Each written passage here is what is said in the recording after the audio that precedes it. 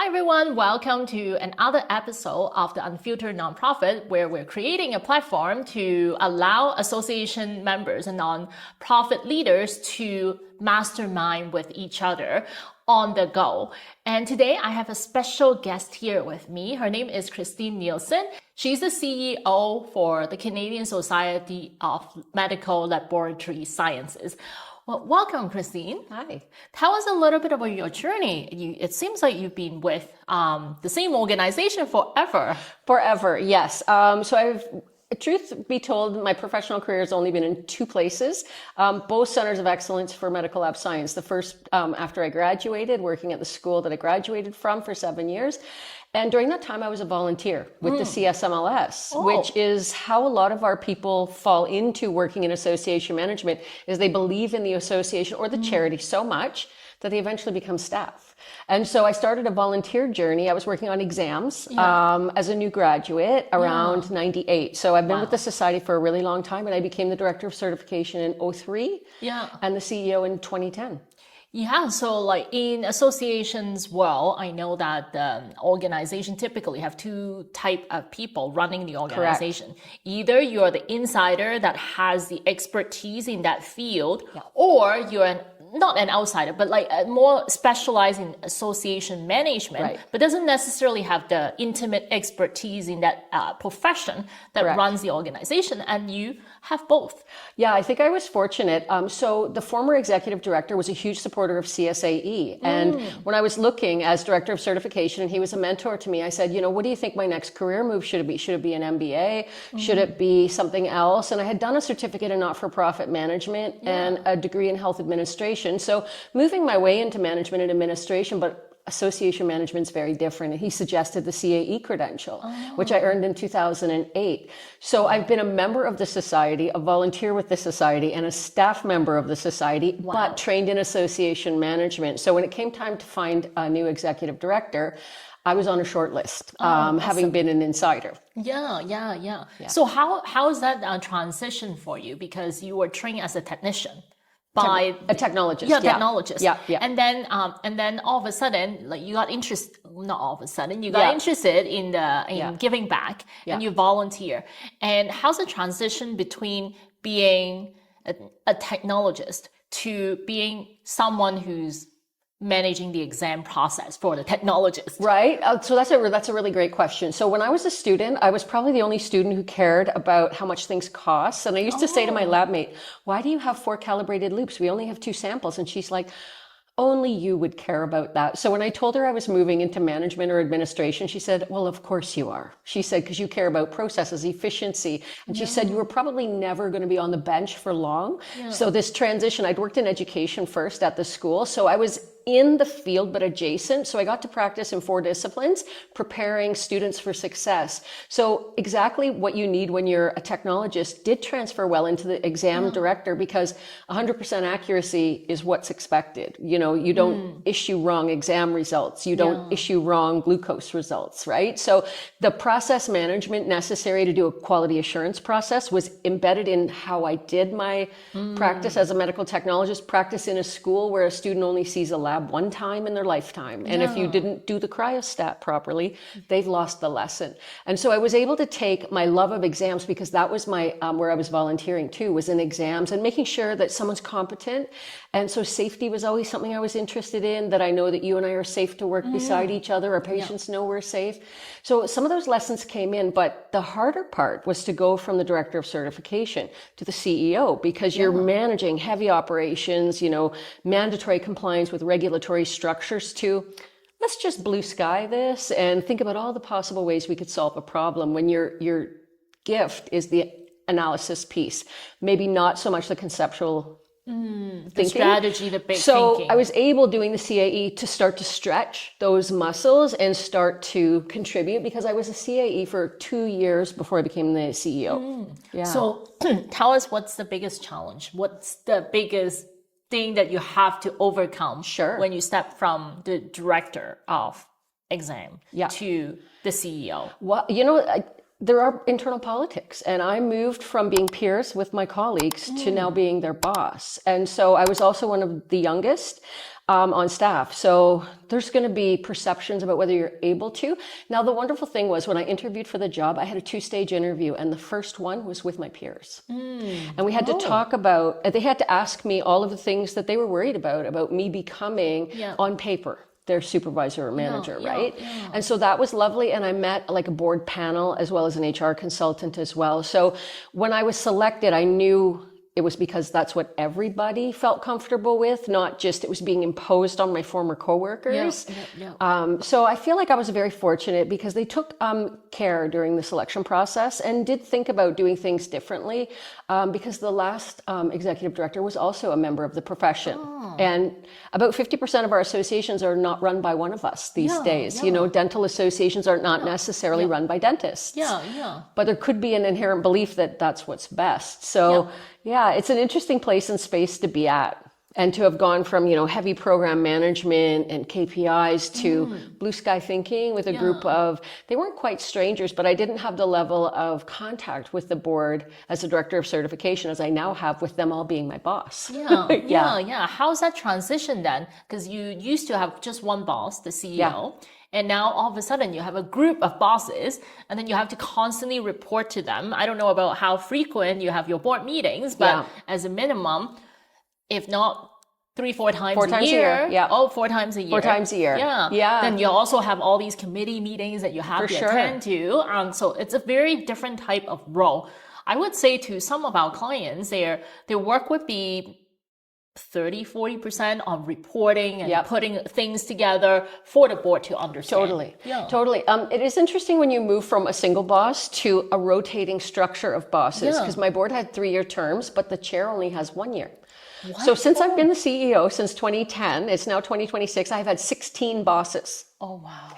And it's been recommended to us that we move to a 2-year commitment, but we haven't yet found the right group of volunteers that want to do that lengthy commitment. So I'd say the 1-year term is awesome. If you have, you know, somebody who's starting to stretch their, I'll say, board chair muscles, and there's other that come in completely blind who need a lot of help and support.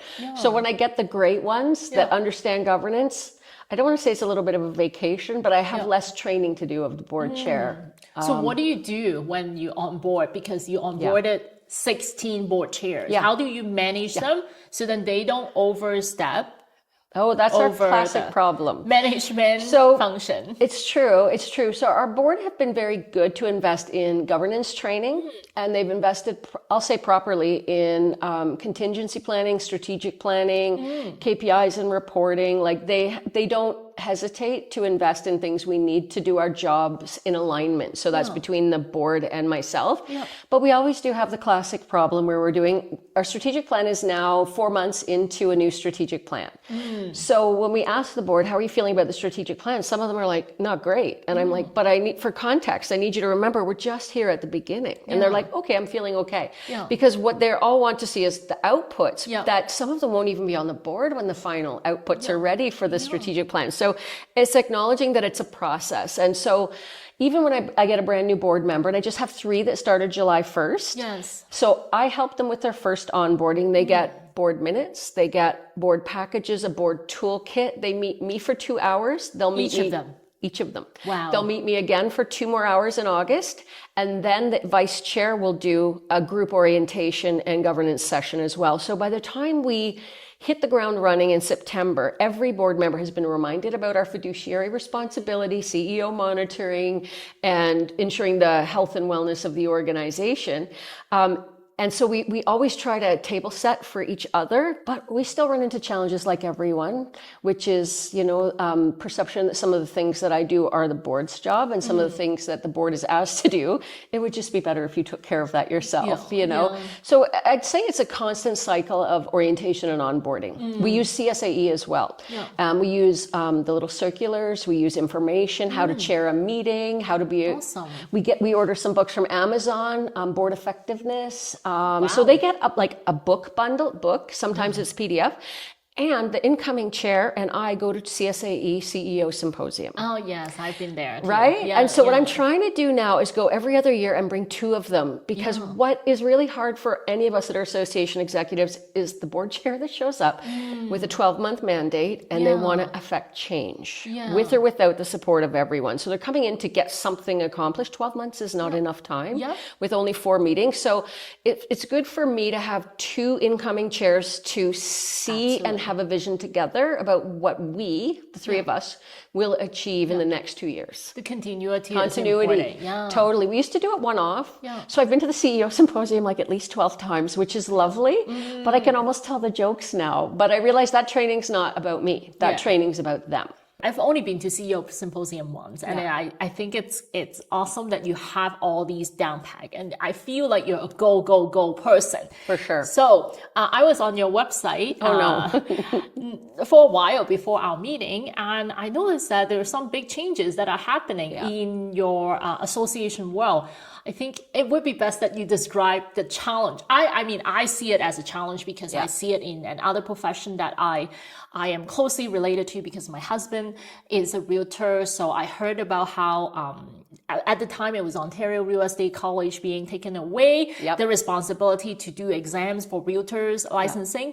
And then now they're a different organization altogether. So you are also your organization is going through something similar. Through something. Very similar. So my organization, not just have I been there a while, it's a really old organization. So it's been around since 1937. And it started by making sure that there was standards for people entering the practice of medical lab technology. Because at the time, some women went to university. We're a female-dominated profession, by the way, in Canada. 75 to 80% are women. And we had women working in hospitals that were sometimes a pathologist's wife who wanted something to do from Monday to Friday. And we also had women with degrees. Obviously, those are not the same thing. So CSMLS came by people who weren't even members yet, because there wasn't an association. And they said, I have no problem with 2 people working in the lab side by side, but we got to make sure they meet the same standards. So an exam was born in 1938. Wow. Right? And so our association's been doing what I call regulatory-like business as well as running an association since 1938. And collectively, the regulators across Canada all had contracts with them all to deliver. We had a monopoly, which was we were the only people in Canada delivering an exam. All across. And as regulations started to happen, regulators had contracts with me. So I had contracts across Canada that said CSMLS will deliver the exam. Here's the criteria, how many times a year. Manitoba can't pay more for the exam than Winnipeg, than Prince Edward Island. So we had some rules in place with the provincial government, provincial regulator who gets their powers from the provincial government. So of course, though, they're independent. But we're such a small profession. We have about 12 to 13,000 members across Canada. Big for some people, but small for others, right? So we were big enough that, nobody could really afford to do it on their own. Prince Edward Island, for example, doesn't even have a school. And some provinces, like Saskatchewan, there's only one place to become a medical technologist. So that province could never make its own exams and have it what we call psychometrically sound. So they agreed that the national body would do this. And over time, the regulators decided to make a change. And that happened in 2024. So if you've been doing this job under contract for decades, suddenly how we meet students and how they enter the labor market and how they build their thoughts about who the association is, I don't have access to them anymore because I don't have to write my exam. So I've lost my leads now.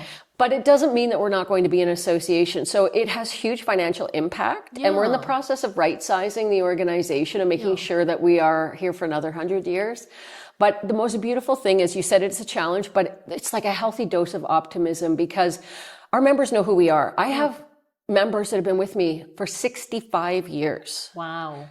Do some quick math here. That means they're in their 80s. They are still choosing to be aligned with me. We handed out 22 50-year pins. Wow. So while I certified you, you stayed with me for decades because we provided good service or good value for your money. So our job now is to make sure we find people before they enter the profession and really shape how they view being a professional, what learning means, why liability insurance is important, codes of ethics. So we just have a unique challenge where we have had to change our funnel management and where we meet people.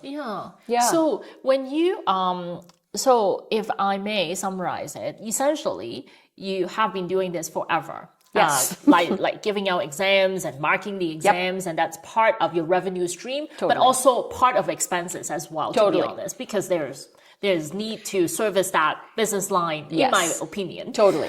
So now that's taken away, then you have to right size your organization. Correct. So they are taking away to where? Because you mentioned. They're doing it themselves. Oh, really? Yes. Even PEI is a schedule one? PEI, so they're part of a group, like a collection of regulators, and these collections of regulators exist in like paramedics. It's called COPR, Canadian Organization of Paramedic Regulators. Medical radiation technologists have been meeting as a group of regulators, and our group is called CAMLPR, so it's a Canadian Association of Medical Laboratory Professional Regulators. So they decided that they would deliver and operate the exams, which they can fully do because they're independent. Yeah. So it's a loss for us, but it's a reprioritizing. I call this our Uber moment. We still have cabs on the street. People still take public transit. People still drive cars. But we're just trying to find our best space so we can provide the optimum member value proposition to people at all stages of their career. So now you're in a better position. And from our earlier conversation, you mentioned that there's some maybe perceived conflict between the exam and also being a member-focused organization because they may not align in terms of values from time to time. Totally. If you think about your job as a membership association is to be doors open, space for everyone. The job of the certification is to make sure that people meet the standards. So there are people that will never make that crossover. And that's hard because we're adhering to standards that were set by the regulators. So we only had so much freedom within there. Whereas now in this new framework where I'm going to say 90% focused on association management, our new mantra is, how may I help you? Whereas before it was like, how can you fit into the box of the rules that exist in Canada? And then how may I help you? So it's just a very different approach. The other thing I'll tell you is when you've been around for a long time, you're the go-to person and association for medical lab science. But there's many things we do that don't have great return on investment and great alignment with the needs of members. So part of the liberating factor that's happened now is we're able to say no to things that don't map to our strategic plan and don't map to our member value proposition. And it's been hard because we've had to make some tough decisions. But in my mind right now, we're in a containment mode. And then we're going to be in flourish mode. And so the containment mode is possible right now because we're very fortunate. We've had really great governance for the last decade, that we have reserves. We've had surplus budgets. Like you said, with the $1.4 million revenue line item that will be altered, it also came with a $1.1 million cost. So we're just going to have to align those things. Yeah, absolutely. It's a challenging puzzle that you have to put together. Chess. Yeah, Playing a chess absolutely. Game. But I see that you're so positive, and you don't seem like you're at all feeling the challenge. You see the positive lens. I think so. And I also say, so unlike some of the changes that happened to association management, and I just feel for my colleagues that have had to deal with tariffs because that happened overnight. I had a 2-year window to plan. And I'll say before I had the news in 2024, I had signs and warnings for the last decade that change was coming. And so we were constantly making sure the board was aware that we may have to change. While we are known primarily as a certification body that happens to do association management afterwards, one day this may disappear because this is vulnerable. And so here we are. So, I had some questions before that were like, well, how did your board react? And I said, nonplussed, because they were emotionally ready for this loss. Now we're having to collectively engineer the future, but it wasn't the shock that would have happened with tariffs overnight, where your industry's obliterated. So I think we're fortunate.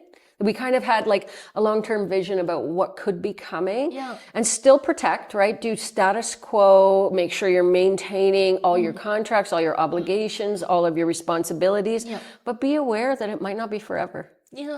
So I've been fortunate enough to be involved in like some of the organizations that are undergoing situation like this. Like there's guaranteed funding in the past, right? Not guaranteed funding in your situation, the guaranteed delivery of revenue services. stream. And then now they have to pivot, and they got notice period, and they have to pivot. And your board is really ready for it. I mean, I was on your website and looking at the strategic plan and everything. So what are your plans going forward now that it's $1.4 million revenue stream is a lot. It's about 30% of my revenues. Yeah. And so, of course, one of the things we always, in the not-for-profit sector, we're always cognizant of how much our human resources are costing us, because you could take all of your members' dollars and spend them on staff to keep the doors open, but really not be able to invest in programming. So before this change, we were sitting at about 55% of our human resource line item mapped towards the revenue. Right now I'm sitting at 70. So I either need new revenue streams or cost containment or alternate business models. And so all of them are on the table. And we started a strategic plan a year and a half before the change needed to happen. We invested, we went with one of the best in the industry who's worked with us before, trusted partner. And so we started to make some tough decisions when we didn't have to yet, because I've had 2 years of surplus budgets again. So we started to do major investment. We're purchasing a new AMS, Association Management System. And we really started to do our new marketing investments before we had to make the change. So we've invested a lot of money in external consultancies for, which pockets of membership are best for, I hate to use the word, but I'll say exploitation, where you've got your best membership share gains that are possible, and really work on some dedicated programming towards those people. Someone who's 5 years away from retirement, we're just going to have to say goodbye. Like if you drop your membership on year 35, my hustle for that last 5 years of membership isn't where it's at. Where it's at is with a bright-eyed, new scientist that's 25 years old who has a 30-year trajectory in front of them. This is where we're spending our time right now. It's a lifetime value, a customer value. Right. Exactly. And I feel awful because, we owed a debt of gratitude for that member that was with me for 25 years. And I don't want to be ungrateful for all of that contribution, but this isn't my future. That's a different day. And it's kind of exciting too. You also asked why I can be optimistic, because I have a fantastic team. So at my society, there's 20 people that work there. 3 of us are CAEs. So we've got people speaking the same language. We have an exceptional chief financial officer. And my youngest member of my executive's been with me for 8 years. And the other 2 are 16 years. So I have an amazing, trusted team that I work with. If I had brand new executives, this is a whole other story. I'm very lucky. Awesome. That's amazing. But it must not be easy to handle those challenging conversations with the team, right? How did you do that? For sure. So you know what?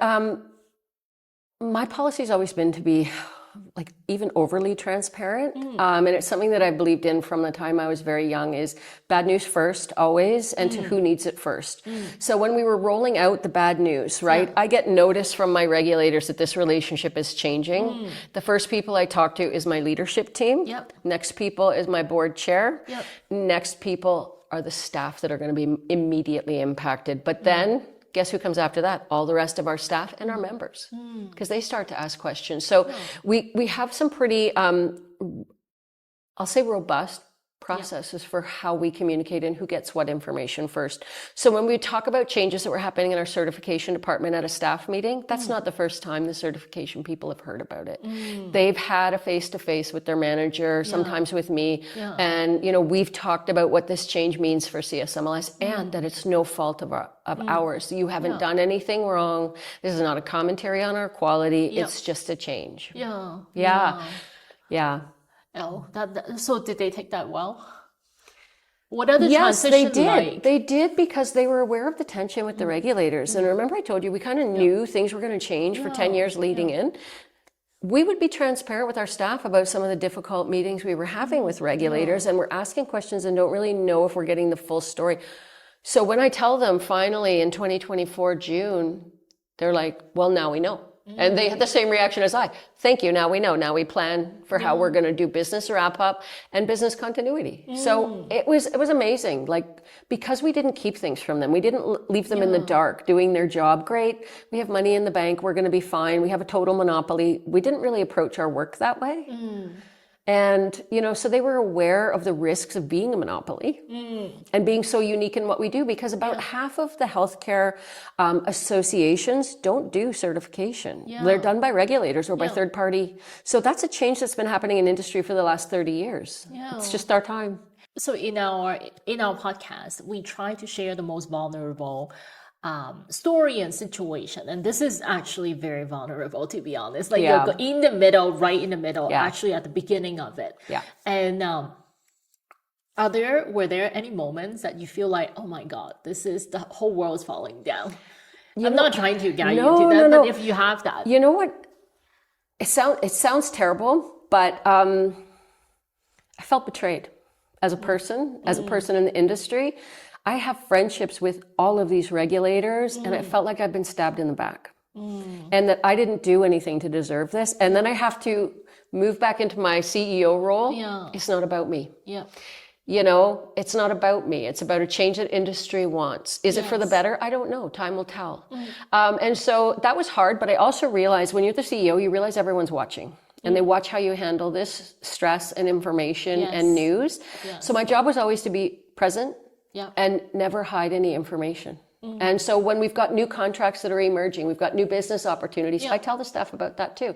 May not manifest, but they know more than they probably want to know. Because I find and that's just my own personal working style, is the more information I know about what all of us do, the better job I can do in my little box. And so I always feel like everybody wants to know what's going on in other business units. And there's 1 in 10 people that's like eye rolling. I don't need to know. I just want to get back and do my job. But I think for the 9 out of 10 that this sort of makes them feel part of a team. And while you're working in certification, you're tied to marketing, you're tied to, the learning needs of the members after they're certified. So I think, it's been tough, but I've had the warnings there for a decade.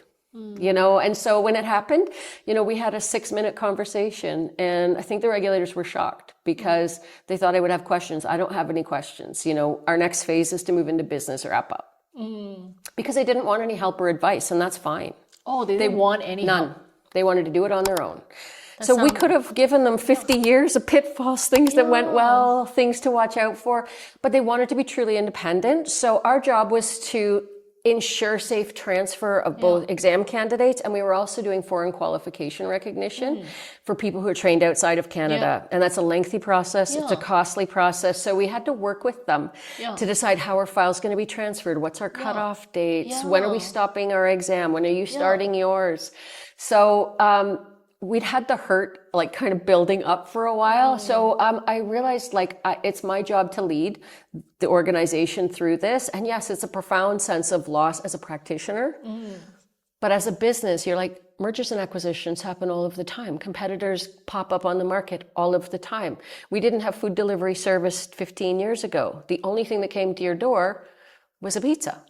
And now everything comes to your door. You can still drive and go get your own pizza, but things have changed. And so I think, one of the things that's beneficial doing the CAE program, and I also have done an MBA, is to learn about how people handle challenges like this. And you die or grow. And dying is not on our agenda. Wow. Christine, this has been an amazing, and you are very positive and high energy. And I learned a few things from our conversation as well. I don't want to keep you away from today's CSAE summer event, but thank you so much for spending this time with us and sharing openly about your feeling, as well as the challenge, or I would say little hiccup. The little hiccup. We were on a speed bump. Exactly. On the road to redevelopment. Absolutely. For sure. Everything is going to be better from. It's going to be great. A renewed sense of purpose. I think we need to redo this episode in a couple of years once you have time to implement your strategic plan. See what happened. I'll look back. Absolutely. For sure. Well, thank you so much, Christine. Thank you. Yes, really appreciate it. Thank you. As we wrap up, I want to share a bit more about what we do at Otis Financial Solutions.